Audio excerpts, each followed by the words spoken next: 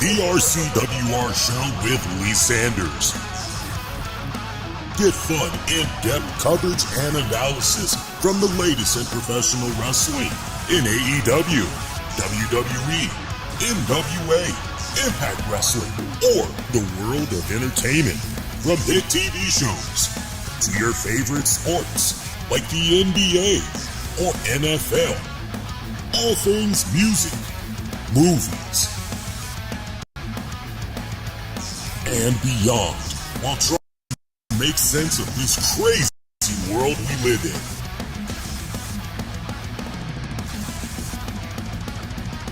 All while keeping it honest, insightful, and interactive since 2011. And now your host, live from the nation's capital of Washington, D.C., Lee Sanders.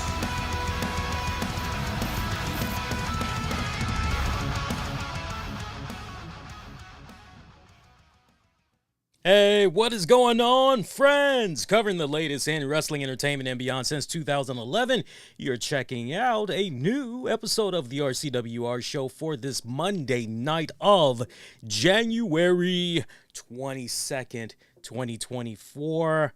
I cannot believe the month of January is pretty much over and done with. Man, time has been flying by at my respected end. I hope you guys have been fantastic and well and safe and warm since last I was on the air with you all. Hey, since last I was on the air with you all, we dealt with another snowstorm, a little mini snowstorm that pretty much had brought the same amount of snow in the DC metropolitan area from the first rodeo several days prior. And, you know, honestly, was pretty good. Although, if you mention those 4 letters that spell out snow, people out here in the metropolitan area act like it is the end of the world as we know it. I'm telling you, no matter where you had went, if you were trying to find kitty litter, if you were trying to find ground salt so you can, right, with the snow, sold out everywhere. It was freaking ridiculous. And those that did have it available, out here at least, I can't speak for other areas. You all would have to chime in for your respective neck of the woods. But out here, mofos were charging 2, 3, 4, sometimes even 5 times the regular price. Yes, it was that down and dirty going on out here. Hey, what did y'all think about tonight's WWE RAW? Sound off, let your voices be heard. I have 2 polls up on X, formerly known as Twitter, also on the YouTube channel, youtube.com/the RCWR Show. Click on the Communities tab and cast your vote. Let your voices be heard. I went on ahead and included a nice bonus option for you guys, a 4th bonus option. You'll know it when you see it, and we'll talk about the results later on. You're checking out episode number 1073, by the way, of the RCWR Show. Yeah, we got 1075 right around the corner. I'm not sure what's going to happen in regards to that just yet. My weekend, pretty good. Honestly, I was taking the last little bit of the weekend, just catching up on some much-needed rest, because this week, effectively beginning today, started off a new semester for me. I'm in my 3rd semester now, give or take, 3rd semester. And I'm so fortunate because a lot of the textbooks that I need for my classes had came despite what was going on with the weather out here.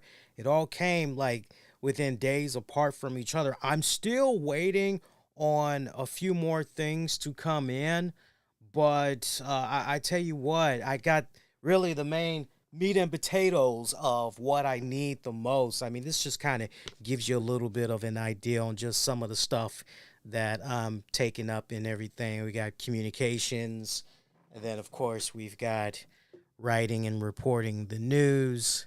Okay, we got that, and then we also have film. You know, really helps you understand how to break down and talk about film, television shows, things of that nature.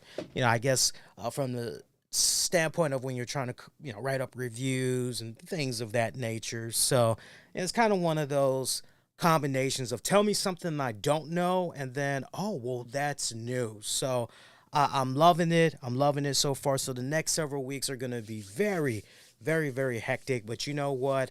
I welcome it. It comes with the territory as far as what that means for the shows with you guys.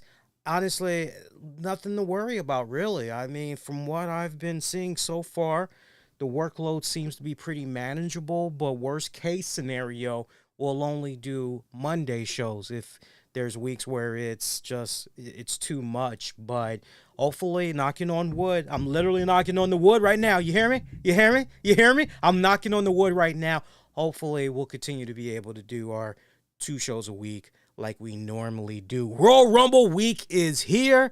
I am so excited. This WWE Raw was the final go-home show towards that edition of the Royal Rumble. And man, I tell you what, if there was ever a reason to really pull up a seat and check out tonight's WWE Raw, you had 2 main reasons. One, you had to find out what was going on there with Seth Rollins, because ever since the reports had came about of Rollins suffering some type of injury, it had the wrestling community in a frenzy, wondering, well, what exactly does this mean for Seth Rollins' status going forward? What does this mean for the road to WrestleMania? What does this mean for Seth Rollins and those potential feuds? What's going on there with possibly Nakamura and him crossing paths again? Or what's going on with CM Punk and potentially Rollins? Or what about Damian Priest being thrown into the mix? What does this mean exactly? So we had that incentive when we found out over the weekend that Seth Rollins was going to be opening up tonight's show. There was that incentive right there to tune in and see what was going on. By the way, shout out to those of you, whether you were live and who knows, maybe you were at work, you really could not talk, but you had me playing in your ear or in the background while everything was going on. I did a live watch along for the first 20 minutes of tonight's Raw, just covering the whole Seth Rollins segment and everything. So appreciate those of you that were around for that. I felt that, okay, look, anything could potentially happen here. We could be witnessing this man relinquishing the World Heavyweight title, and then who knows, maybe some type of a tournament is going to be announced. There's just so much that was going into what could Seth Rollins possibly say here.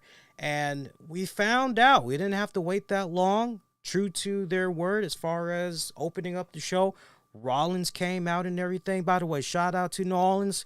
Y'all did it good. Great reactions. They were there at the Smoothie King Center. I was paying attention to the attendance, and hey, that's pretty good. Of course, I love checking out WrestleTix. I love those guys. They provide fun analytics and all that. And for tonight's WWE Raw, they almost had a sold-out arena, just shy of 9,000. Just shy of 9,000 for live attendance. That's pretty damn good. And I believe the last time that they were there, they basically did a gain. They did a gain. They didn't do a loss. They did a gain. I can't tell you as far as how much of the gain compared to last year. I don't know if it's up by 5%, 10%, but it's definitely a plus. Definitely a plus.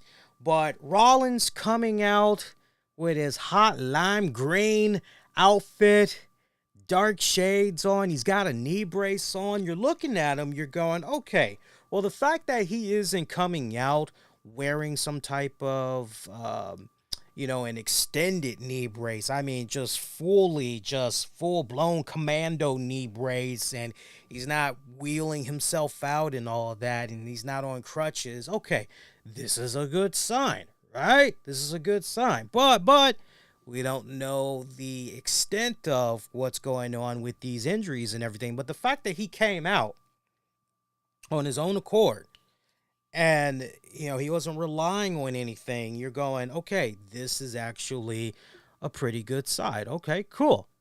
So Rollins talks about how he messed up his knee after doing a moonsault on Jinder Mahal.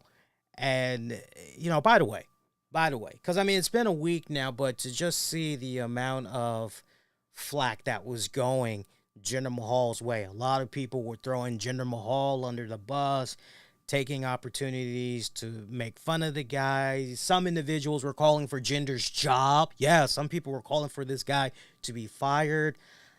I looked at that match as soon as the rumors were running rampant about, hey, Seth Rollins injured. I looked at that match again under great scrutiny, and you couldn't ask for a better match.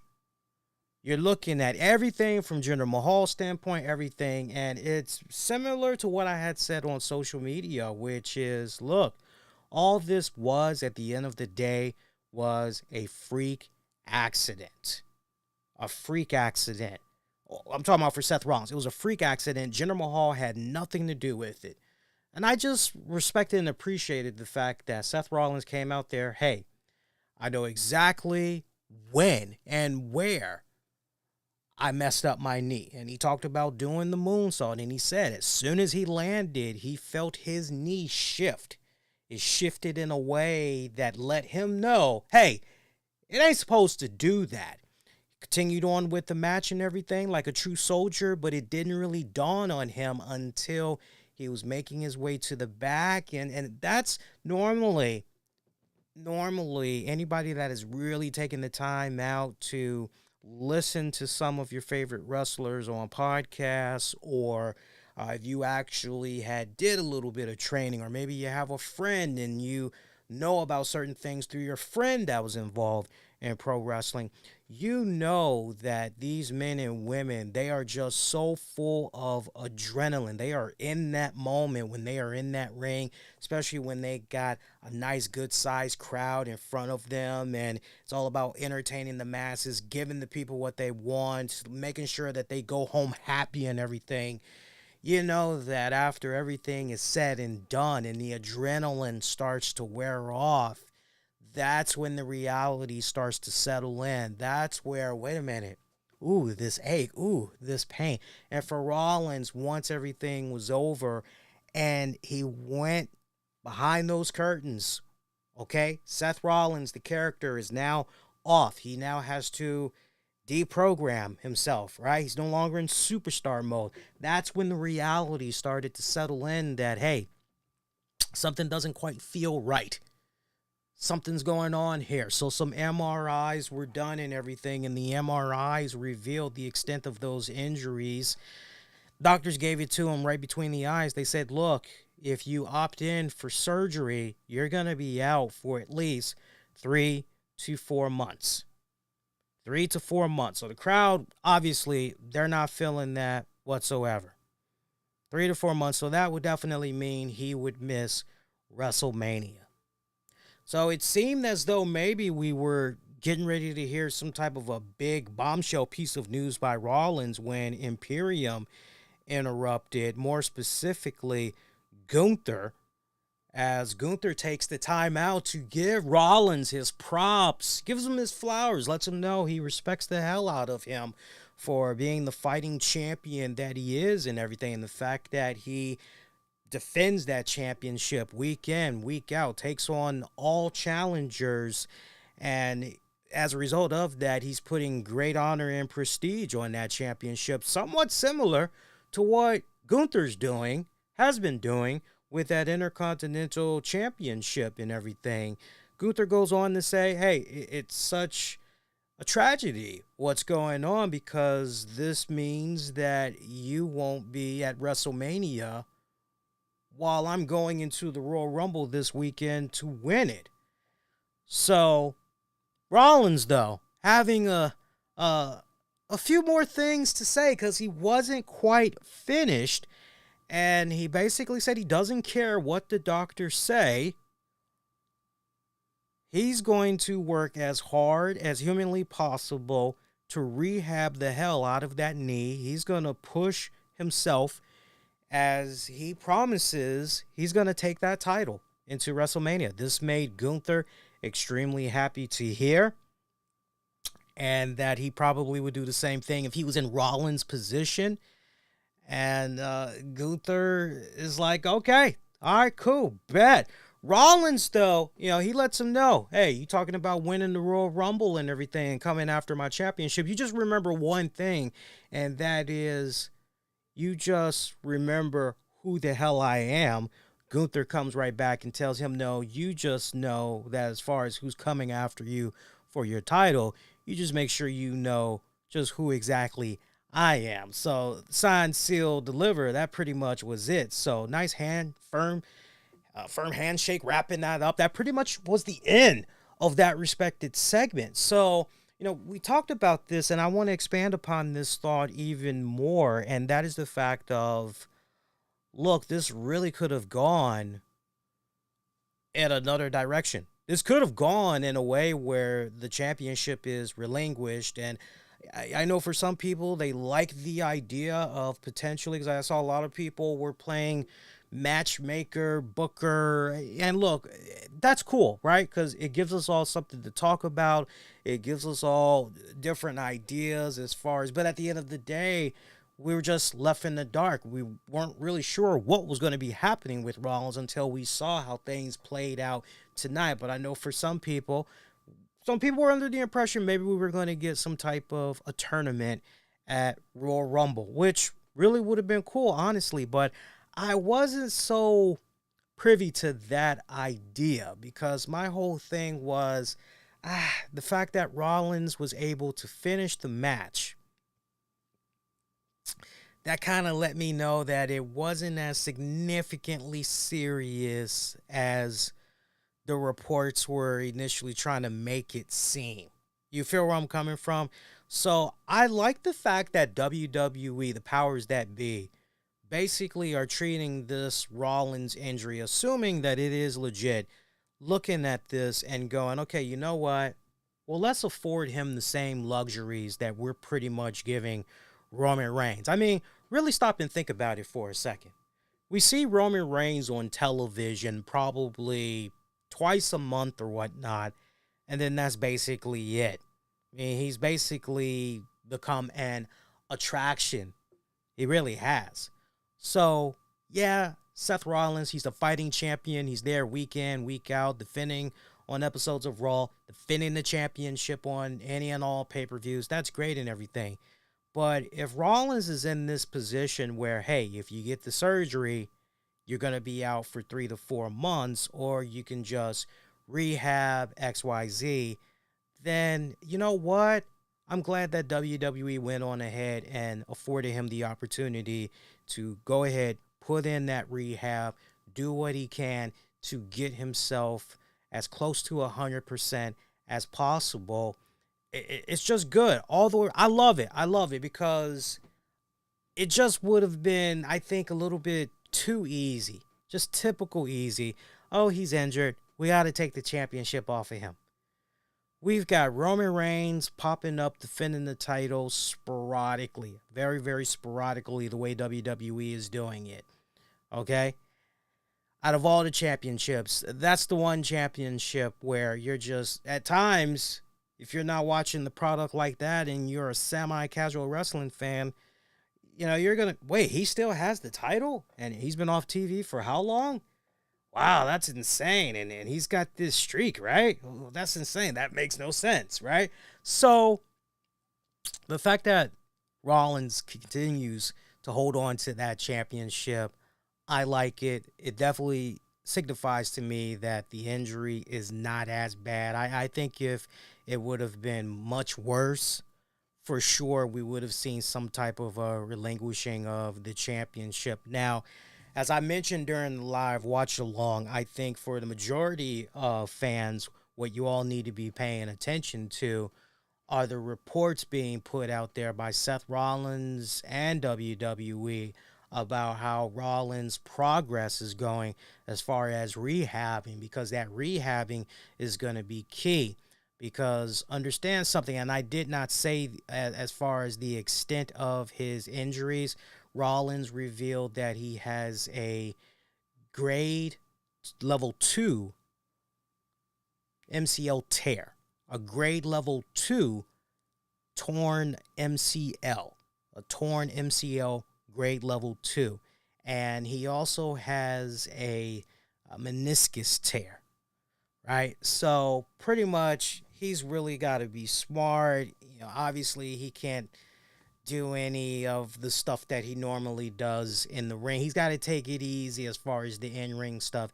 He's got to take it easy for a little bit. He's got to be smart with the rehabbing and all that. And honestly, as long as he can continue to stay smart, then he should be good to go and everything. I think if it would have been much worse, like, think about it. Initially, when we heard this stuff, we're going, oh man, don't let this be a case where it could possibly end up like Triple H and Rollins is going to have to be out for a whole freaking year, because we know the last significant injury that he had, he practically was out for a whole year.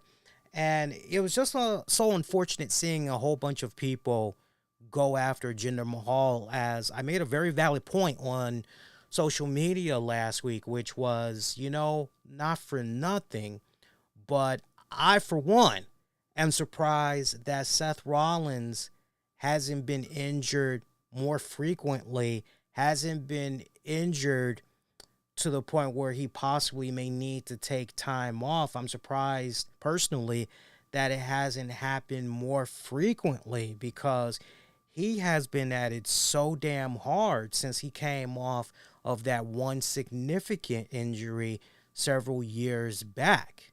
So I know some people are going to look at this as an opportunity to maybe try to throw some shade at WWE's developmental system. They'll maybe try to say something along the lines of, oh, they got these WWE wrestlers, they're working too many shows, they're doing too much. And look, freak accident.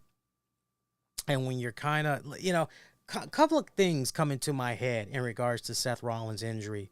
One, when you've been at it for as long as Seth Rollins has been involved in the industry, and then you factor in age on top of that, and then not to also mention, my God, 90% of the offense, everything, it's all about those legs, man. It is all about those legs. Why you think that as far as the top two injuries, particularly that a wrestler experiences, either has to do with their knees / legs, or something going on, with the shoulder area, something going on with the rotator cuff or whatever? Why do you think that's always, there's a reason for that. So this is not a topic of discussion as far as, oh, is WWE the way that they're doing their talent and everything, their wrestlers, is this a case where it's unsafe? And no debate about, like, that's just silly rhetoric that's being put out there when it's all said and done. So it'll be interesting to see what happens. I think, honestly, if Seth Rollins' rehab progress, if it's going in the right direction, then the powers that be are going to continue to afford him the time that he needs, because they can easily just do stuff in between, do little vignettes of Rollins. They can do promos with him. They can have him do some pre-tape stuff. They can have him cross paths with somebody. There's a whole bunch of stuff that they'll be able to do. But if his rehabbing progress is not going in the right direction, I'm not going to say, oh, strip the title. I could see something happening along the lines of maybe a Damian Priest just out of nowhere cashes in the briefcase, and that's pretty much how you're done with Rollins. That's how you get him out of the picture and all that. But it makes Rollins' story arc that more interesting to check out, knowing what we know now going forward and all that. So, some interesting stuff. Interesting developments that we got going on there with Rollins. One other key takeaway from this week's WWE RAW, and for those of you that's just now tuning in, make sure, if you haven't done so already, you let your voices be heard and vote on our poll over on X, formerly known as Twitter, or in the YouTube community poll there. Let your voice be heard on what you thought about RAW. We'll read the results in just a little bit. The CM Punk Cody Rhodes face-off. This really delivered on so many levels. Now, look, y'all know me. I be that wrestling fan. I remember decades prior and everything. And as I have been saying to my wife the past several weeks now, man, WWE, they are top heavy as I don't know what right now. This is really a great time, not just to be a WWE fan, but to be a wrestling fan. Because look at everything that's going on with the WWE so far, and look at these two top tier talents of men that they've got in CM Punk and Cody Rhodes on the same show in the same company, and you're just going, these are two right now, the way they have been positioned, the way that they have been displayed to us character-wise over these past several weeks. These are two of the top baby faces right now. And we had a memorable segment that went down between these two.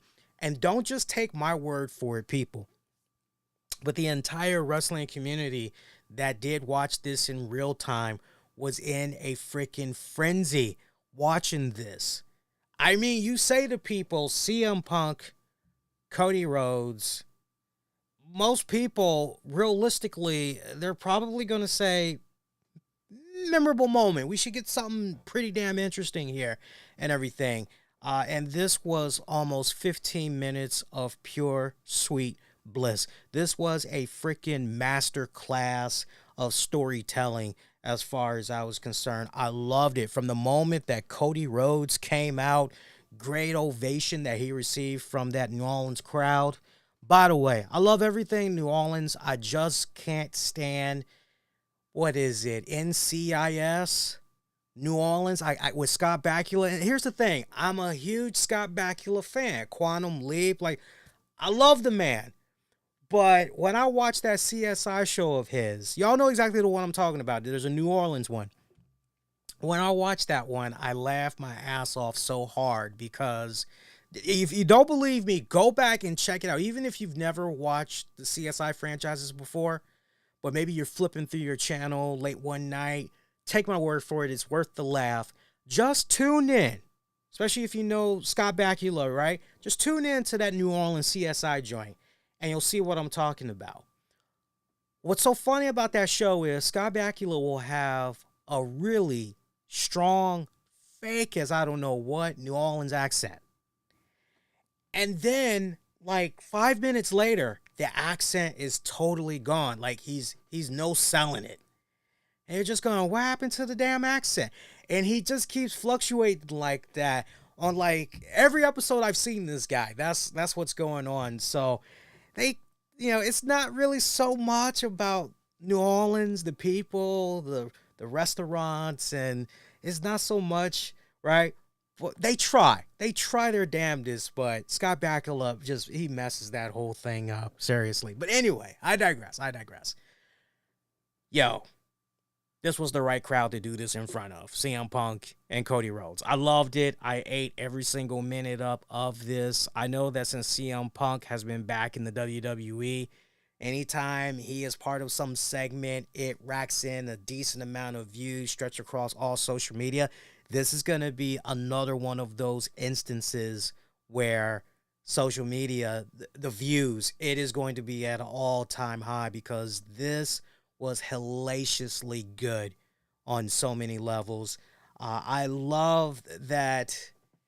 Where do we start with this? I mean, because this was just so freaking fun and everything. And I wrote a lot of what had went down during this segment. Cody talked about, actually, I think Punk really got it started, did he not? Because Punk was the one that said, look, long time ago, he's like, I'm going to tell you a story. Like, this is a story that the fans don't know. This is something that Cody doesn't even know. But I got a call a long time ago from the American Dream, Dusty Rhodes. And he said, look, my kid is coming down there. And I would love it if you can do me a huge favor and you can look out for him. And of course, we're talking about an OVW. And Cody comes in there, just pretty much, just his name alone got him through the door. No wrestling talent, no matches under his belt, nothing. And CM Punk admitted that way back then he was in his own respected world and had his own thing going on, but that when you get a call from the American Dream, Dusty Rhodes, and he's asking for a favor, you don't say no to the man.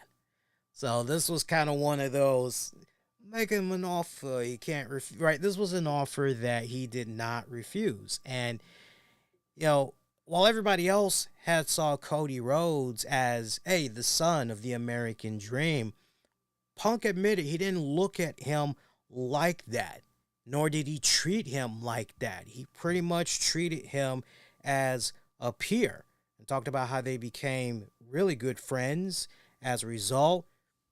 Proud of the man that he became, that he saw before him tonight and everything. It was really, really good. Really good. I mean, he was giving him his props, all that good stuff. But then the question becomes, so what's going to happen the morning after the Royal Rumble? Will we still be friends? Okay? And you're like, and as soon as that started, as soon as Punk said that, I have this thought in my head. I got that freaking song. Oh my God. How does that song go? Let's admit we made a mistake, but can we still be friends? You know the joint I'm talking about. And I'm like, okay, wait a minute now. Hey, it's every man for himself when it comes to the Royal Rumble, right? Like, you know, the hell with friendship when it comes to the Royal Rumble. There can be only one. Come on, Highlander, yo, let's go, okay? But Punk, seriously, he wants to know if, hey, Saturday is the Rumble, but Sunday morning after when it's over, we still going to be friends. We still going to be cool because at the end of the day, I know how to make it be all about business and not personal. Cody, you don't exactly know how to do that because as far as personal and business goes, like the wrestling business as a whole, you take it personally. I mean, yeah, you take it professionally too, but you really take it personally. This is what you eat, sleep, and breathe 24/7 and everything. I love the line that he brought up about Cody's father. I smelled this a mile away. I don't know if you guys had smelled it a mile away as well. But when Punk baited Cody into saying, oh, hey, your father, the American Dream, Dusty Rhodes, what's that thing, that famous promo of his? And Cody I'm looking at this, and I'm literally saying out loud to the TV, Cody, don't take the bait. Don't take the bait. Whatever you do, don't take the bait, dog, because if you take the bait, he's got you. Hook, line, and freaking sinker. Cody freaking took the bait. And that was all freaking Cody needed, right? Oh, my God. Sleeping in alleys. Eating pork and beans. Cody fell for it. He finished the rest, at which Punk goes, it's so funny when I think about that pro and I think about your dad and all of that because, my father was a hardworking man. My father was an electrician. So he was a blue-collar guy. So if you really stop and think about it, that actually makes me more of an American Dream than you are, Cody. And the crowd collectively like, oh, like, dude, you just got burned. Cody going, okay, I know what I want to talk about. I want to talk about that pipe bomb. To which Punk takes the microphone flag off his mic. And he's like, okay, yeah, you want to go? Okay, let's freaking go there. Cody talks about how, as far as he was concerned, CM Punk had inspired him, Cody, and his respected generation that was coming up with him of wrestlers. And that, when he left, he didn't just leave. This wasn't a case where, okay, well, Punk is leaving the business in a really good place. He's pretty much endorsed the next guy. He's passed the torch off to the next person. No, Punk just pretty much put that torch down on the floor, exit stage left, and did not bother looking back and everything. And as far as Cody was concerned, he was the guy that picked up that torch because Punk talked about a revolution and all these changes that can happen in the industry and all that. Punk really took, Cody, that is, really took that to heart, and he made it happen, right? He went out. Very similar paths, is it not? How both men left WWE for whatever respective circumstances, went out there, tested the waters elsewhere, and now they're both back in the WWE with a very similar story that they need to tell and everything for a chapter of vindication, setting right what once was wrong, if you will, right? Kind of one of those type of deals and everything. So as far as Cody is concerned, well, shoot, everything that I don't did, it makes me more CM Punk than you. So a nice, good back and forth. This was really one of the best. This needs to be a masterclass segment for how to cut a really damn good promo. I mean, we are talking about emotional context.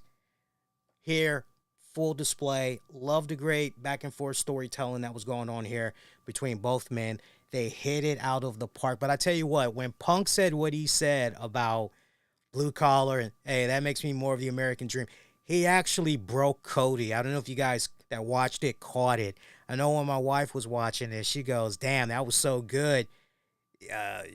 Cody actually cracked a smile. He almost lost himself there. I was like, yeah, I noticed that too. Good freaking stuff right here. I loved it.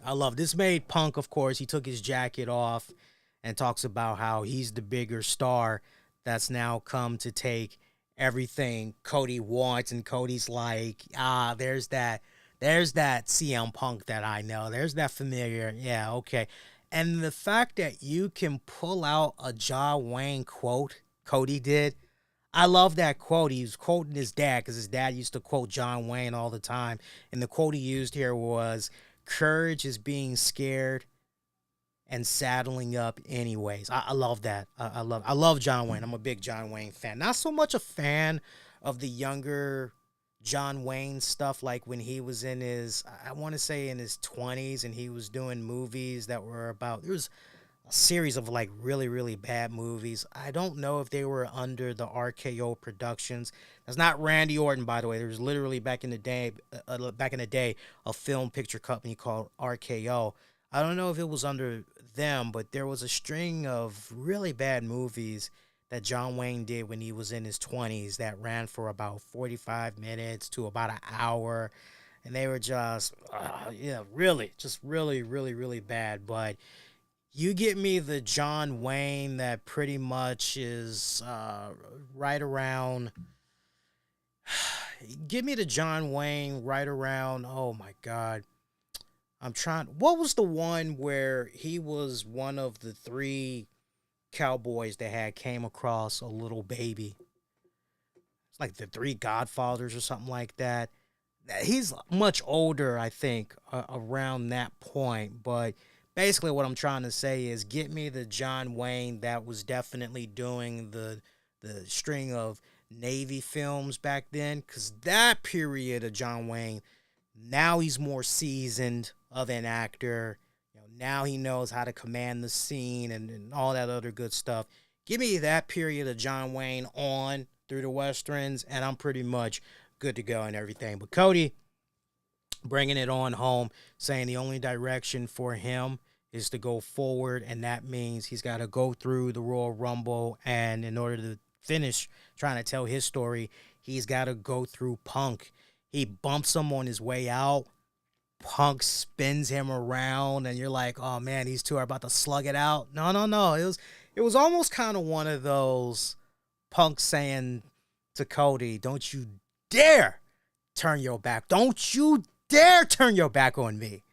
Right? And I loved it. It just stood there, just grimacing back, and I loved it. Beautiful masterclass. I loved it. Then we had a Debbie Downer.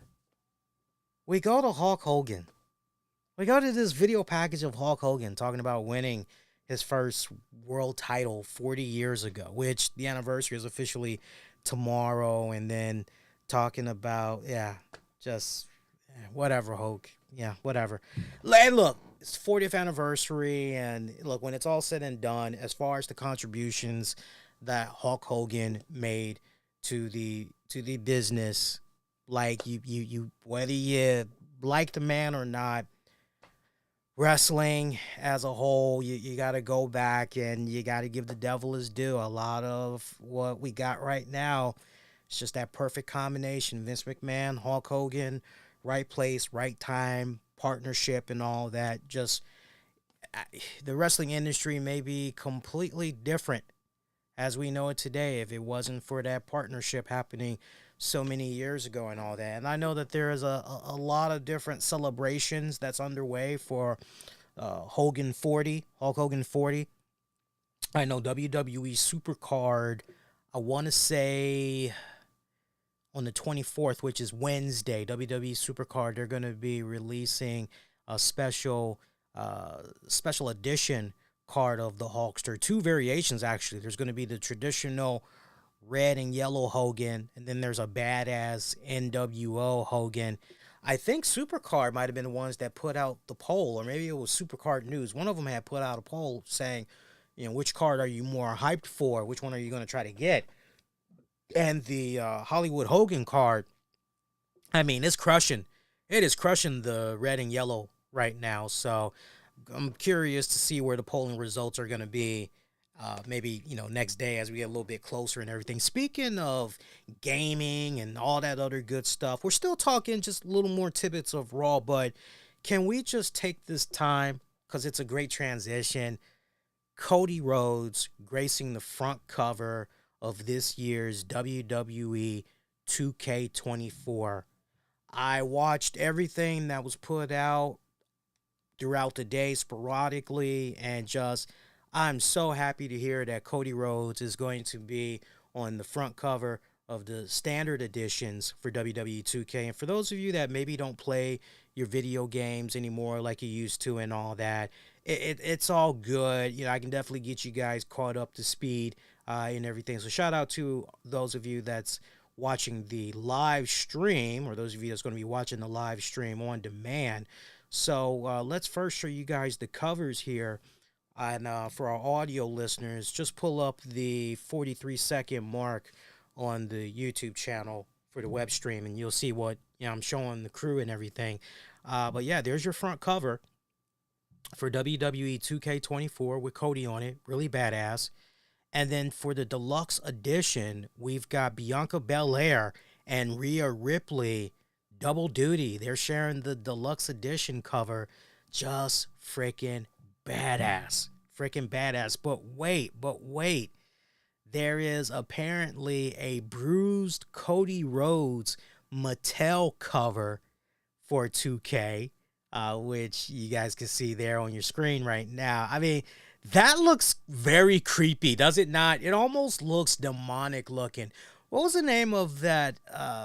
What was the name of that toy show that aired back in the day? I think it aired in the 70s, and then they brought it back in the 2000s, like Army of Fatigue Men or whatever. You know exactly the joint I'm talking about if you know your stuff. Yeah, that just looks so freaking creepy, man. Almost has that meets a Tim and Eric awesome show, great job vibe to it, where the guy brings home his date and it turns out his dolls are possessed or whatever. You know what I'm talking about.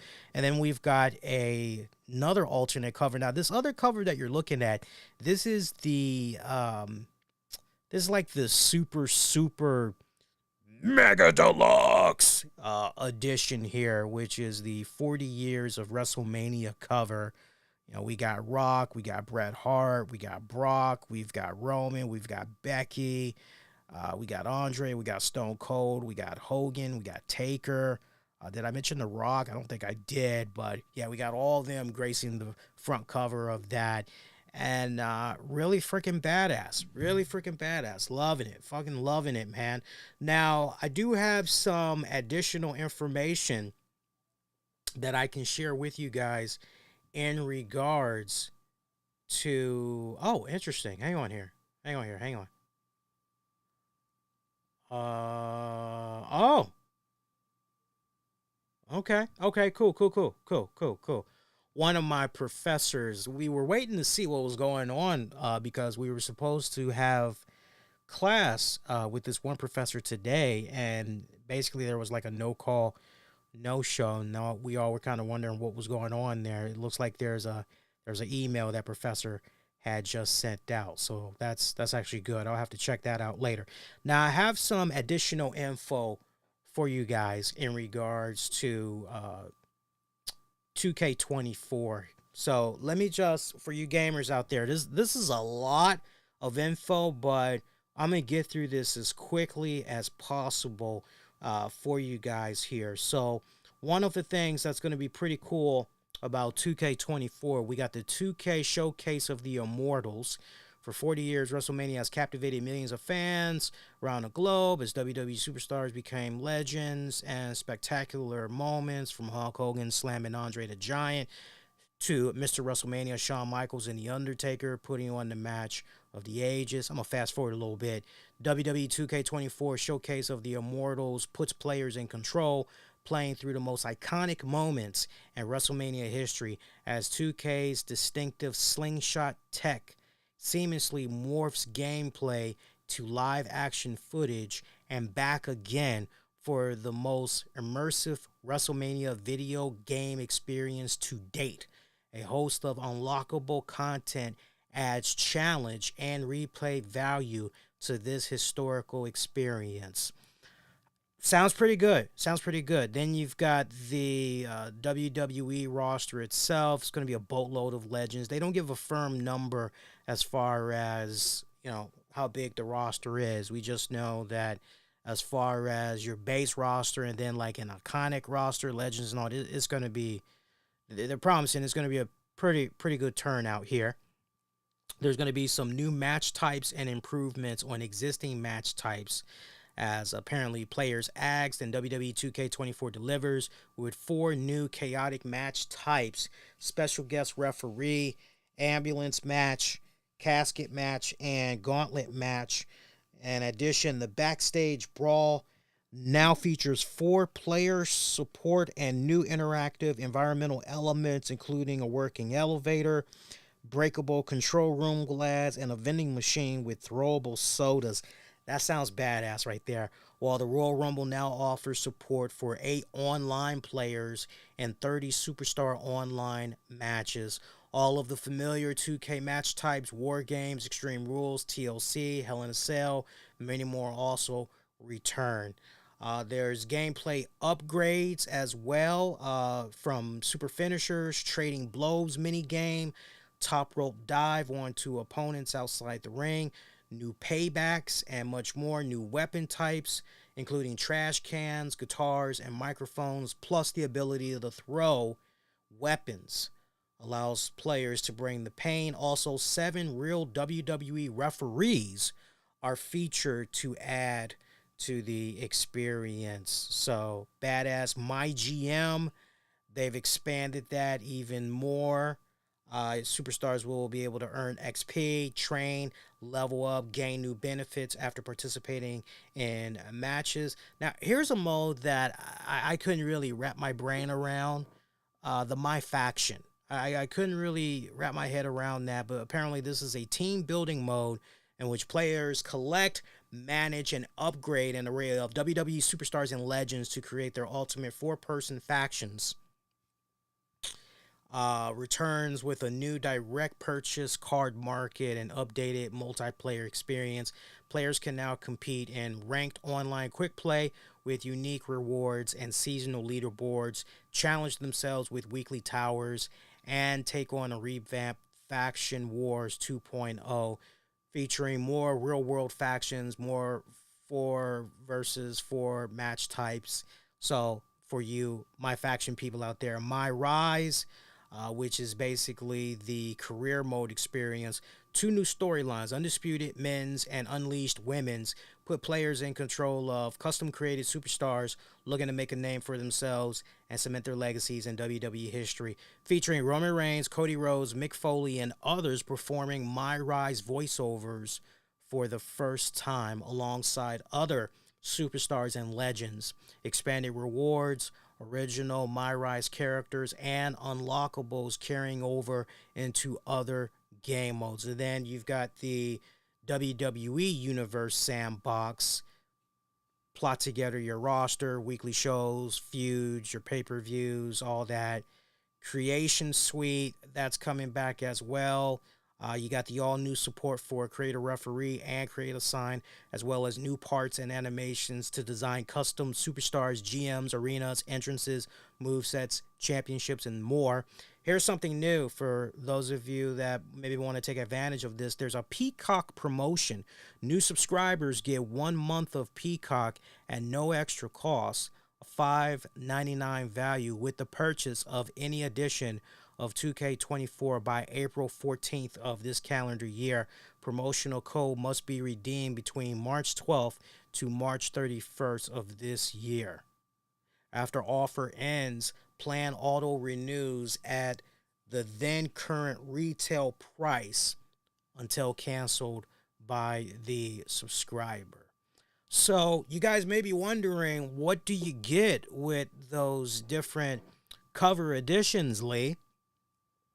For your WWE 2K24 Standard Edition, that's going to be available for $59.99 on previous gen platforms. This includes PS4, Xbox One consoles, and PC. And for $69.99 on current gen consoles, PS5, Xbox Series X and S.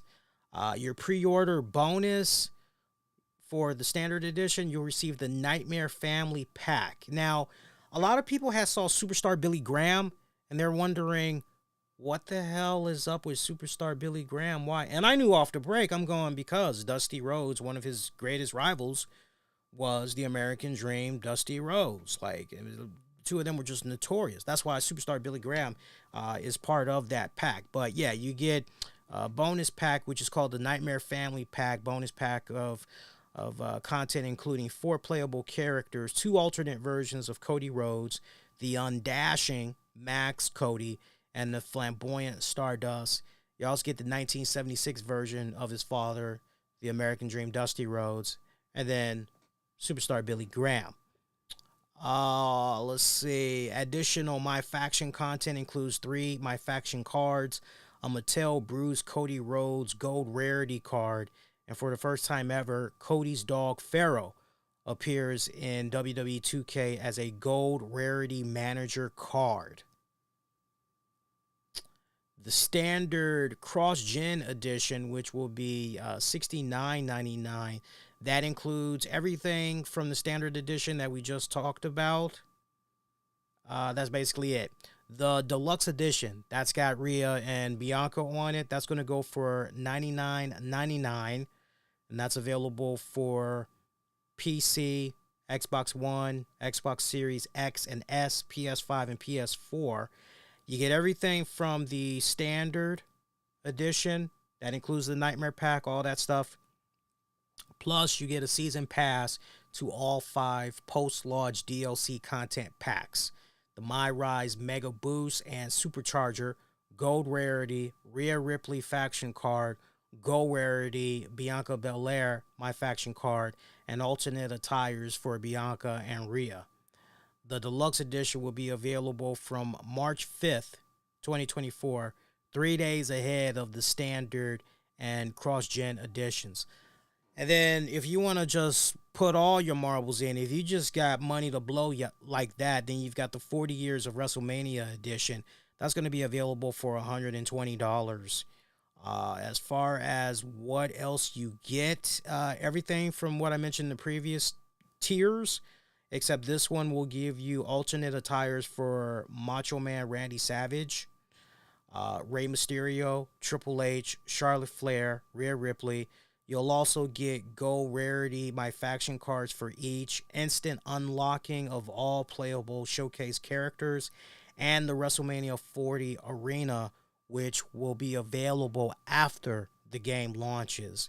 Let's see. That is pretty much it. So if you notice right here as far as if, because I know a lot of people play WWE Supercard, and what's been ongoing great partnership and everything has been, between Cat Daddy and 2K is you're able to get the newest tier card in the 2K game and everything for Supercard. You usually get a QR code, and you all have probably seen it. You might not play Supercard, but you've probably, if you got your social media, have seen people, hey, I've got a QR code for Supercard. I've got the code for blah, blah, blah, John Cena from 2K, blah, blah, blah, blah. And most people will either have a little prize giveaway where you can get the QR code, or they'll go to eBay and they'll sell it and all that. Nothing has been announced as far as if that partnership has continued with this edition and if there's going to be some Supercard content. I'm sure that Cat Daddy will have something to put out in the next 2 weeks as far as whether or not. But legit, I am excited to play this game because we got the reports that's floating around that this could very well be the last 2K game. This could be it between WWE and 2K, as EA Sports is being said to be a strong contender as far as the next successor for WWE games. So, you would just like to believe, you have the hopes and the expectations and all that going into this game. You just hope that, okay, well, if this might be it for 2K, hopefully they're going out on such a strong, high note that it's enough to make the powers that be in WWE say, well, you know what? We like what's going on here. Let's continue this for maybe another couple of years and see what can happen and everything. So I'm most curious. I know that there's a few people that managed to get a hold of an early release of this game, and they're already saying nothing but good things about it. So the fact that the early buzz is good, that's nice. That's very nice. By the way, there is a official release date for this game. I want to make sure I pass this along to you all as well. As far as the official release date for the game, it will be available March 5th. Again, March 5th. The game will be available. Now, in regards to it being March 5th, I want to make sure I let this be perfectly clear here. The 40 Years of WrestleMania edition will be available as of March 5th, 2024. 3 days ahead of standard and standard cross-gen editions. Okay? Now, if you end up getting the deluxe edition that has Rhea Ripley and Bianca Belair on the front cover, you'll be able to play that game on March 5th. So if you purchase it physically or you get a digital copy, March 5th, you'll be able to play it. If you do not get the deluxe edition or the 40 Years of WrestleMania edition, you just settle on the standard edition. That's not going to be accessible to play until, March 8th. So FYI, just make sure you're on top of that. But I'm excited. I'm definitely going to check that out. I also want to check out the new Suicide Squad game that's going to be dropping, February 2nd, if I'm not mistaken. That's going to be the last time that Kevin Conroy voices Batman. So I am eagerly anticipating playing that. Looking forward to those. So some really good stuff. So there's your gaming news right there for those of you that I know there's a decent amount of you guys that are gamers, and I know it's been a minute since we've really talked gaming like that. So there you go. Hopefully you guys appreciated that. As far as other talk of this week's WWE RAW, look, we have the main event match between Drew McIntyre and I was getting ready to say Jinder Mahal, but no. But Jinder Mahal was in the house. He had a backstage segment with Indus Sher as they were talking with Raw General Manager Adam Pearce. And as far as Jinder was concerned, he wanted to have a serious conversation with Adam Pearce about his future, because as far as Jinder goes, look, 2024 so far has been the year of the gender, because he had a one badass segment there with The Rock, which was highly talked about, and then the highly talked about match with Seth Rollins. So he is looking to make some power moves on the Raw side of the deal, if you will. So we don't know the outcome of that, because it ended with Adam Pearce saying, okay, well, we all can go talk in my office. And that's pretty much where it ended. So, and remember, Nick Aldis has pretty much made a power move for Jinder Mahal, if you will. Remember some of the stuff that he had said last week as Jinder was getting ready to have his match there with Drew and all that. So, and then we've got the draft that's just, it's right around the corner. Usually we get it after WrestleMania. It usually happens about 2-3 weeks after WrestleMania. So very curious where things play out with that. But no, main event match, Drew McIntyre taking on Damian Priest. Fun, good back and forth match.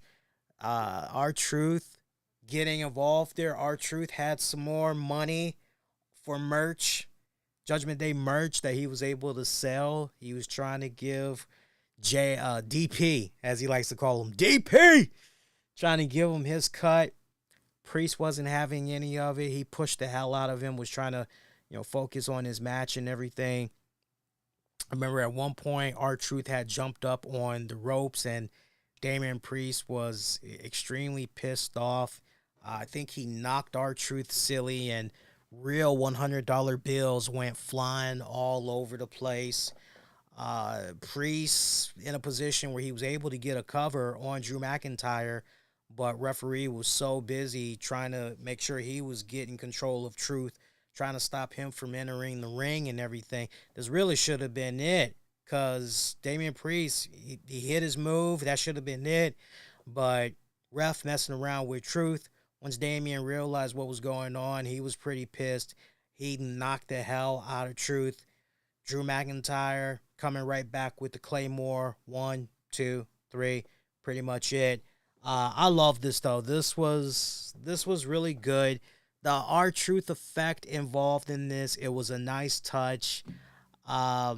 It's some people can make an argument, though, that, okay, when is too much comedy a bad thing? And honestly, the way R-Truth has been sprinkled in right now with the Judgment Day, particularly in his dealings with Damian Priest, it's been the right amount. I love it. It's been the right amount. I love it. From having Damian Priest look on fondly at R-Truth, but not willing to admit that he does have a soft spot for the guy, right? You're almost kind of reminded of Mice and Men. Shout out if you remember that story. To a degree, you're almost kind of reminded of that a little bit. And, but now after tonight, you can't help but wonder, right? Because Damian told him earlier in the night, when Truth first tried to approach him as he was backstage being interviewed, he was being asked about this match coming up, and R-Truth pops up. DP told him straight up, hey, man, look, I'm not about the funny haha right now. This is serious mode. Like, I can't do this right now. And Truth understood the message loud and clear and just decided, okay, all right, you know what? Cool. I'll catch you on the rebound and everything. But now that this essentially has blown up in his face, I mean, really stop and think about this too, because we're continuing to see the slow implosion, if you will, of the Judgment Day. Because we had Dominic Mysterio, Finn Balor, they pretty much were able to go out, take care of their respective business. Rhea Ripley essentially went out, took care of her respective business for the night. Damian Priest was the one that came up short tonight. And now it's kind of one of those deals where, okay, man, what are the ramifications going to be next week? Or hell, we might not even have to wait that long. We could be seeing the toll be paid, if you will, coming up at the Royal Rumble. That's where it all could really come ahead. We did see DP of that. We did see Damian Priest verbally butt heads with Rhea Ripley, letting her know straight up he's not a fan of her always running to Adam Pearce, making matches for them, basically telling her that needs to stop. That freaking needs to stop. Pulling that card once again, letting her know, you are not just the leader. It's not you. Like, we all have a voice. We all have an opinion. So, we're really seeing the friction between these two people here. And when you've got that power control for dominance happening, it never ends well. It never ends well. So I like that they are continuing to do this slow burn on Judgment Day. Could you just imagine a program with Judgment Day and CM Punk, or if CM Punk becomes the leader of the Judgment Day? Oh my God, that would just, oh man, take my money. Take my money. That would actually be pretty freaking badass. Shayna Baszler, Zoe Stark defeating Candice LeRae, Indy Hartwell. It's like Groundhog Day once again. Like, I didn't care for it last week. Okay, now you're trying to dress it up. I see how you're trying to dress it up now. Like, it's still the same meatloaf you gave me last week. I'm still not interested. Dominic Mysterio defeating The Miz. That actually was a pretty good match. I actually had enjoyed that for what it was worth.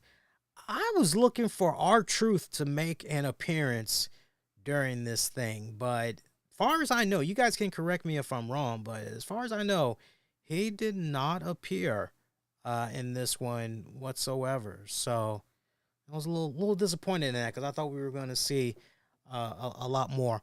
Bronson Reed wants to face Jey Uso next week, so that's going to be going down. It was fun watching Miz. I will say this in regards to that Miz Dominic Mysterio match. It was a little bit refreshing to see more of an aggressive side to the Miz, because we are so accustomed to the showboating that he typically does, and usually just dialing up the usual hits does Miz. But this was one of those rare instances where Miz actually did a little bit more, right down to the point he even did a little bit of high flying. I'm going, wow, this is very uncharacteristic of you, my man, but okay, cool. Dominic getting the singles win, good stuff, just all the way around, good stuff right there. What was going on with R-Truth? I feel like R-Truth should have been involved in this segment, but from what I remember, I don't think he was in there. I don't think he was in there. If I'm wrong, let me know, guys. Ivar, Chad Gable picking up the win. This was the match of the night. If there's one match to really go out of your way and check out, this is the one. I mean, this was truly a match right here that was all about power versus speed. These two just gelled extremely well. Ivar has really been finding his groove as a powerhouse big man. A singles powerhouse big man, and having Valhalla by the side don't do no wrong whatsoever. I've really been enjoying the work of Ivar, right down to the point, man, when Rowe comes back, I'm just going, I like Rowe too. Like, I like the both of them, but I'm just going, yo, man, Ivar, he's on fire right now, man. Like, there's something there with that guy, and it just, we need to play around. If you're WWE, like, yo, play around with this Ivar guy a little bit more, man, seriously. But yeah, Dominic Mysterio Miz, it was actually a pretty decent match, from what I can recall there. Let's see, Ivy Now taking on Valhalla. Well, I was speaking about Valhalla. Decent match, what the girls did there. Ivy Now picking up the win. Short match, just short. I mean, it was barely a 2-minute match from what I can recall. New Day taking on Imperium. Double count out, like under 10 minutes. I love seeing the more aggressive side of New Day. I feasted upon that big time. Right down to the point, I love seeing the backstage promo with New Day afterwards, and they pretty much recognized the fact that, hey, yeah, we're always coming out, rainbows, smiles, happy faces, all that stuff and everything. But when we need to get down and dirty and handle our business like we're supposed to, a lot of people they forget we know how to get down with the best of them. And Kofi having a serious point to make. He challenged Gunther for the IC Championship on next week's WWE RAW. So we'll see how that freaking plays out and everything. But this worked out pretty well. Nice seeing the tick for tat continue between these two respected teams and all that. Good stuff. Good stuff. I enjoyed it. It was good stuff. Other than that, that pretty much was it for this week's WWE Raw. You definitely got that nice, good Royal Rumble vibe to it. They made sure to give you the Royal Rumble statistics and all that good stuff throughout and everything. But really, what really stands out in my mind the most is the Cody CM Punk verbal showdown. That was, chef's kiss. Magnificent. Magnificent. Damian Priest and what he was doing there with Drew McIntyre, those big behemoths of men going at it there, that was actually some really good stuff as well. Ivar, Gable, good stuff. Solid episode all the way around. To the polls, let's go. See what you guys had to say about this week's WWE Raw. Let's see here. See what you guys are saying here. All right, let's go to X, formerly known as Twitter. All right, so gave you guys 4 options. Right now, I am seeing a triple tie. 9%. That CM Punk and Cody promo, middle of the road, thumbs down. 3 of those are tied for 9%. 73% right now, thumbs up. Appreciate you guys that had cast your vote via X. Let's see what you guys are saying via YouTube. Remember, youtube.com/communities tab, and you'll be able to vote that way. I don't know what's going on. The internet on my tablet is being a little bit slow, even though we... Oh, wait a minute. I'm seeing a dropped frame. Hang on. Yeah, we got a weak signal that's going on here. I'm not sure what's going on. We may lose connection. Hopefully we don't, but if we do, I have the stream recording in the background, so we will be okay. I'll just upload the webcast show much later, but no, it looks like we're fine. We're back in green. I don't know what was going on there. I don't know. Maybe there was a update that just went down or something. Maybe that's what was going on. But anyway, let's see if we can open this up now and check out the community poll.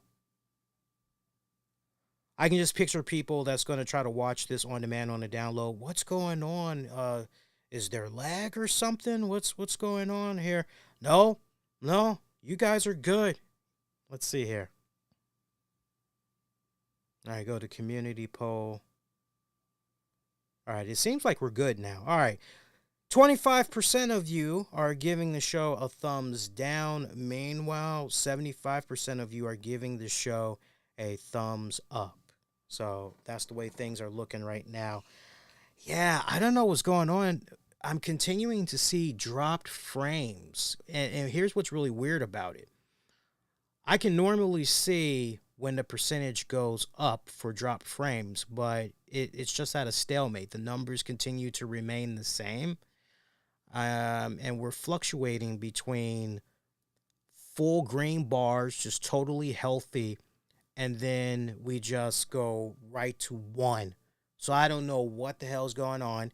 I'm not seeing any frames missed due to rendering lag. I'm not seeing any skipped frames due to encoding lag. So I just want to let you guys know that's tuning in live. And if you're kind of going, what the hell is going on? It's not you all. It's definitely something at my end. I know all the time, every time I turn around, I usually get an email from Xfinity. and they're saying, hey, we've been doing some upgrading since last you were. It's like, when am I not on the internet though? It's like every day. What do you mean? Like, since last I was, you guys are constantly doing something. Like, leave my internet alone. Like, I'm good. Like, seriously, I'm good. But let's see if we can get through a couple of more topics before the shit hits the fan, right? Because usually when I keep seeing it fluctuate like this, eventually we like lose the stream, and then everybody's going, what's going on with the stream there? Got some NWA news for you guys. It looks like their Hard Times pay-per-view event, which is supposed to be coming up on March 2nd, it looks like that's going to be streaming on the CW app, as NWA announced that Hard Times 2024 will be filmed and streamed for the CW app. The event is going to be held in Alabama at the Dothan Civic Center. Tickets, for those of you that's interested, are available right now. So more power to you guys. And then speaking of NWA, the lovely brick house woman herself, Camille, she was recently seen at an AEW show. This had a lot of social media talking, wondering what was going on. Look, where AEW was last week for Dynamite, it turns out it was in her respected neck of the woods. You know, that's where she lives and everything, and she actually knows some people in AEW. And, you know, I know we got some people, a lot of people, oh, you know, they think they know what's getting ready to happen. It's like, just continue to just chill and wait to see how everything plays out, and, you know, just go from there. Okay, just pretty much go from there. Also, besides that, one other thing I want to point out to you guys, I see that my man Chris Van Vliet is catching a little bit of heat online because he dropped a teaser for his upcoming interview with the Velveteen Dream, Patrick Clark. And some of the comments that were put out there, just, I'm not going to even repeat it, but you know, you have a lot of people that's going, oh, this guy is pressed for views, he's pressed for clicks, and all this other stuff. You know, look, I will give Chris Van Vliet his respected props. The guy is essentially, I know a lot of you guys in the past that, you know, you like when I interview folks and all that. The guy handles his interviews the way I still handle my interviews to this very day when I want to ask, you know, certain questions and all that. And from the trailer that he dropped and from what he said online, basically, hey, Patrick Clark said, as far as any questions, like, hey, anything goes, have at it. And so they went at it. You know, look, I liked what I saw of the trailer. Will I be checking out that interview? Yeah, I'll definitely be checking it out. I'm very curious what Patrick Clark says. And, you know, and now, of course, I will go from there. But, you know, it's so interesting, you know, just, I gave him praise. I'm like, look, as far as trying to be a real wrestling journalist goes, not shying away from the uncomfortable, unpopular questions, Van Vliet will frickin' go there. And in the trailer that he dropped, it looks like he definitely went there, you know, with Patrick Clark. So it's going to be dropping tomorrow on YouTube, apparently. So I'm looking forward to checking it out. And I definitely would encourage you guys to check it out as well. While you're at it, there's a really great interview with Shelton Benjamin on Kurt Angle's podcast. Check that out. Shelton addresses his future, you know, what's in store, and when he first got signed to the WWE. Some pretty good stuff. Check that out when you guys get a chance. Other than that, relatively quiet, you know, as far as Wrestling News Week goes and everything. Your man did see all the football games that went down over the weekend. And as far as making predictions for the Super Bowl, so let me see if I got this straight. When it's all said and done, we're going to be seeing the we're going to be seeing the Detroit Lions. We're going to be seeing the Detroit Lions take on what? What is it? The Kansas City Chiefs? Hang on, let me actually get the schedule here. No, the Detroit Lions are going to be taking on the 49ers for the NFC Championship. Meanwhile, the Kansas City Chiefs are going to be taking on the Baltimore Ravens for the AFC Championship. Look, I love the Detroit Lions. The coach that I was thinking about a couple of weeks ago, by the way, was the coach for the Detroit Lions. That's what I was thinking of. This breaks my heart, man, because I personally, I would love to see the Detroit Lions go all the way. But, yo, that 49ers team, I don't know, man. I don't know. But you know what? I've been saying Lions this far. I'm going to say Lions will advance to the Super Bowl. As far as the Chiefs and Ravens go, man, I would love nothing more than a huge upset. I would love for my Baltimore Ravens. I don't want another week. I don't want another week with Taylor Swift and the Swifties. I don't want that. I seriously, look, seriously, real talk. Is Taylor Swift actually going to come to Baltimore? That's what I want to know because, you know, look, ain't that much of niceness going on in Baltimore. So is she actually going to come to Baltimore? Because let me tell you something. She actually comes to Baltimore, Charm City. She going to get booed out of that arena. I promise you, especially every time that camera gets put on her, okay, she going to be caught up in her feelings. She going to have some real hurt feelings. I'm telling y'all that right now.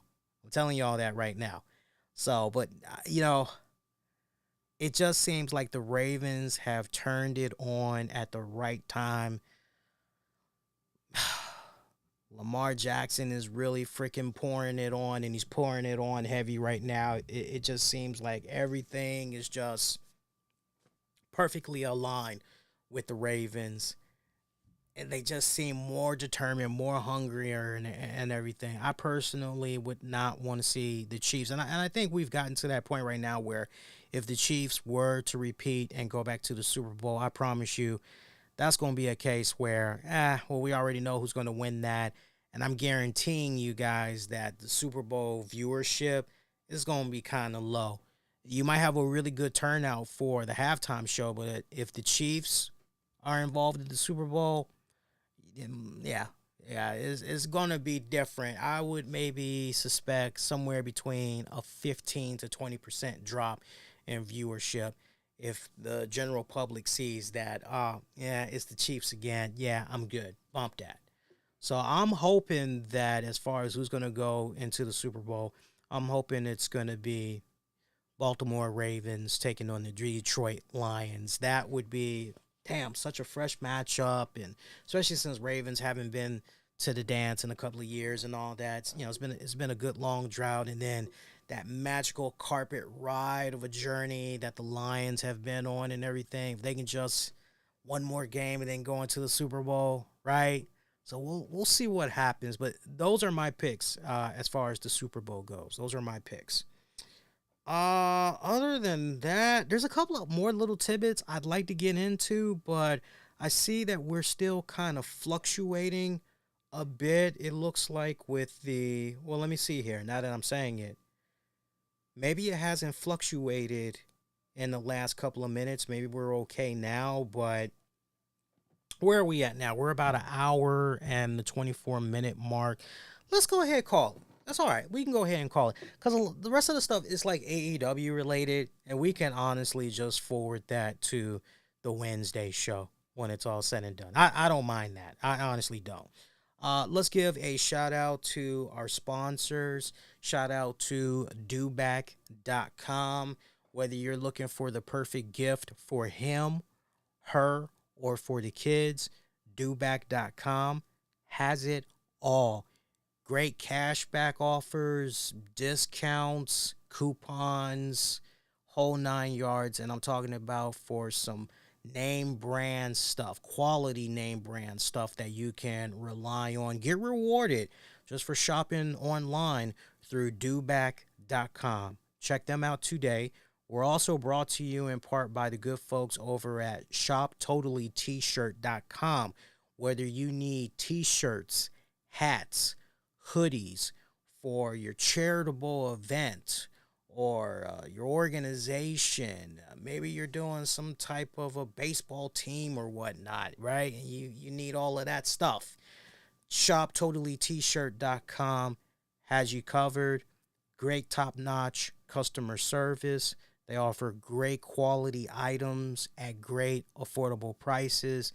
Check them out today. ShopTotallyT-shirt.com. We really appreciate them as our sponsors for this episode. We got a full week that's loaded up. I'm not going to get into Royal Rumble predictions and preview tonight. I was thinking about doing it, but no, let's just in case something maybe gets announced between, here and Wednesday, I want to make sure we have the most fullest complete card as possible. So we're going to hold off on WrestleMania preview and pick'ems until the Wednesday show. Also, as far as programming notes go, yes, I will be with you guys Saturday as far as how we're going to do the Royal Rumble live show. I'm going to do like we did, was it last year or was it the year before? We are going to do a Royal Rumble watch-along. The way I am going to do the Royal Rumble watch-along, I'm going to stream it everywhere, right? But I have a feeling that YouTube is going to take us down. Even though we're only going to be relying on the audio, I have a feeling through WWE and, third-party audio matching, I have a feeling that our YouTube stream will get taken down like as soon as we're done airing it.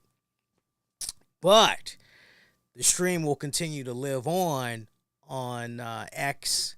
I don't think on Facebook, but I could be wrong. I'll have to double check and all that. But we'll do a live watch along. That'll be really, really fun. You guys will enjoy that. And then we'll actually have a post show as well. By the way, for those of you that are excited for the new WWE 2K game that's getting ready to come out, I can't stress it enough. If you have not voted in our 2023 Wrestling Awards survey, have at it already. I can't tell you because I get to see all kinds of fun analytics when I'm on the back end and I'm looking at people's answers and everything. I am seeing that there is such a drop-off. And what do I mean by that?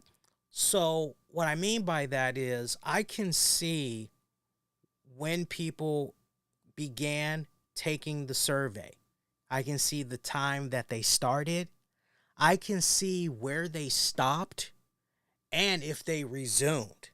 And there have been so many people that's just, they started it and then they stop for whatever respected reason. They get to a certain part and it's not like it's that many damn questions that's being asked of them. I mean, we're talking like about, my God, I think it's what, y'all? Is it like about 20 questions, give or take? And, it's so funny because the people that are dropping out, you're led to the impression, wow, these guys, maybe they're not on top of their wrestling like that. Because, so I know in a day and age, most people are used to just give me 3 or 4 options and I'll just pick from there.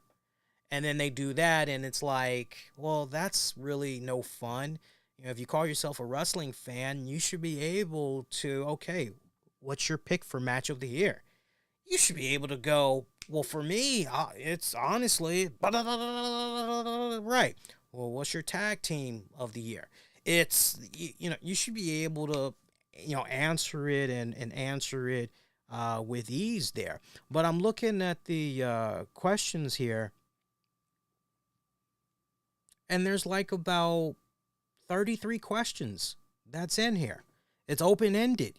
You put in your respected answer. And I know, a decent amount of you guys, I know Cousins was one of them that went on record publicly. Hey, I love this. This is wide open, right? It really, helps the wrestling fan really dust off the cobwebs and go, okay, what We're not relying on no silly little pick one of these three. And no, you're literally putting in your answers. And I got to tell you, this is anybody's game now, because at first there were some clear-cut winners. But the longer this has gone on as far as the promotion goes and everything, the more and more that it's really been busted open. And then what's really, really hilarious, those that began taking the survey and then just decided, I'm going to drop out. You got some people that are just runaway winners, that some of the people that's going to win, from what I'm seeing so far, it's going to shock some of you guys. So I can't stress it enough. If you have not cast your vote yet, you got give yourself like 15 minutes, because this is one of those you have to think, right? If you are on top of your wrestling, then this should be like really easy. You should honestly be done with this in like 10 minutes. But, if it's one of those cases where you really got to think, then it's probably going to take you 15, maybe 20 minutes to get through this, right? So I would recommend definitely do it when you get the free time, but hurry up and fill it out, because the 29th of January is the deadline. 29th of January is the deadline. I'm going to start tallying everything up. I'm going to say I'm going to close it January 29th at 3 p.m. so that I can start tallying everything up. And the reason why I'm going on and on and on about this, for those of you that are excited for the new 2K game, we do have a raffle drawing as part of entering your picks for the Wrestling Awards. You all will be able to enter a raffle drawing to receive a copy of WWE 2K24 for your respected platforms. So this is really anybody's game, truly. So if you've been procrastinating, get on top of it right now, because who knows? And here's what's really cool. When I say anybody can win that WWE 2K24 game, anybody can win it, because for the amount of people that have entered the survey, let their voices be heard, man, there have been, I would say out of 100%, 90% of the people have said, hey, appreciate the love for the game, but no, I'm good. I just wanted to let my voice be heard. That's been definitely a recurring theme with 90% of the people that's filled out the survey. So right now, there's probably about, I would say, 9 people at most that have officially put in their information to be entered in the raffle drawing. There's a big difference between who's entering the video game raffle and then who's filled out the survey completely. And in that, the numbers are very high. But as far as who's entering the video game raffle, yeah, that is very, very... So you just may win is my whole damn point. So enter it already. Or if you know somebody that, hey, they love WWE 2K, make sure you let them know about it and everything. Because I see all this stuff that's going on right now where people are going, follow this, like this, retweet this, give me your picture ID and your social security card, tell me your favorite color, go follow my friend from Zimbabwe over here and then go to the store and get me some freaking mint chocolate chip ice cream, and then you'll enter the contest. No, we're not doing all that. You fill out the survey. You get the option at the very end to enter your email, your name, and all of that if you want to be entered into the drawing for the video game. And then if you don't want to be entered into you can just say, no, I'm good, right? But now we're not going to have you go through all those damn loopholes just to win a video game. That just seems so unfair. I get it, but like, no. We're not doing that to you guys. That's just torture. Follow these 10 accounts and then like this. Follow that. And then write a 500-page essay on why you like ain't nobody got time for that. Seriously, ain't nobody got time for that. All right, we are now at the 1 hour, 35-minute mark. Your next edition is Wednesday, January 23rd, 2024. I'll be live after AEW Dynamite goes off the air. Minoru Suzuki taking on Edge, Adam Copeland. I think that's happening this week, or maybe it's on the next Collision or something like that. So I'm very curious to learn a lot more about that. I know Tony Khan's bringing back the AEW ranking system and a whole bunch of other stuff, but we'll get into all of that on the Wednesday show. But in the meantime, be kind, rewind, check out previous episodes you might have missed on demand and on the downloads wherever you get your podcast. Shout out to the friends of the show. Shout out to my man Julian Cannon of Digiday, Nocturnal, Wrestling Court. He is back in full effect with his Raising Kanan reviews, getting ready to talk all things Walking Dead universe. I know the ones who we love is getting ready to pop off there with Michonne and Rick Grimes. Shout out to my man and Anthony Missionary Thomas. And for friends of Wrestling Soup, if you have not, I cannot stress it enough. Go out of your way and just check in on Mish. Just be like, hey, Mish, how you doing, man? Are you doing better? Everything going okay? The man is battling COVID, if I'm not mistaken, for the third, maybe fourth time. And he's like me. He got every single upgrade of a vaccination shot, except for this newest one that's running around right now. Neither of us have gotten it yet, but this is his third time battling COVID. And some days have been good, some days have been bad. He's really, really, I'm not gonna lie. I'm concerned for the brothers. So those of you that are fans of Soup, just check in. Just hit him up on social media, like, hey, Mish, just sending you nothing but love, man. Hope you're doing better. I'm definitely sure he will greatly appreciate that. But shout out to him and Joe Numbers of Wrestling Soup. Shout out to you guys for representing as always and checking out the shows, be it on demand or on the downloads. Can't stress it enough. Word of mouth, it really helps. The ratings, the reviews, it helps. I had somebody email me a couple of weeks ago saying, hey, how can I leave a rating and review for the show? It's easy. It just depends. Are you on Apple? If you're on Apple, you mess around with Apple, you can definitely leave a rating and review for the podcast by searching for it in Apple. You can definitely leave a rating on Spotify. You can definitely do that. That's the best way that you can really help us out. Share the content, right? Share the content, especially with the YouTube stuff.